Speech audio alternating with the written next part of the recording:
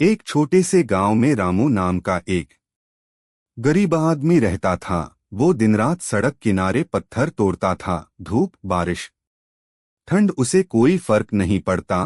फिर भी उसकी कमाई इतनी कम थी कि पेट भरना मुश्किल था। हर दिन जब कोई बड़ा अफसर या अमीर आदमी उसकी जगह से गुजरता तो रामू सोचता, काश मैं भी इतना बड़ा आदमी होता। मुझे तो हमेशा मेहनत करनी पड़ती है और ये लोग ऐश करते हैं।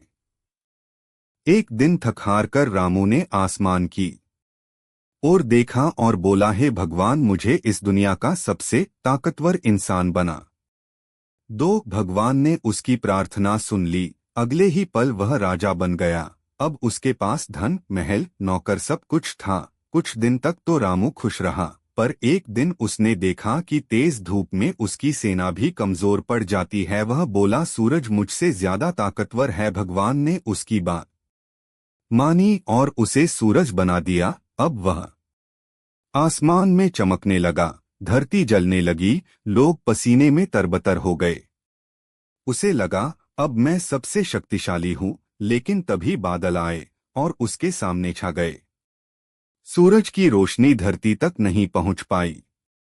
रामू बोला, बादल मुझसे भी ताकतवर हैं।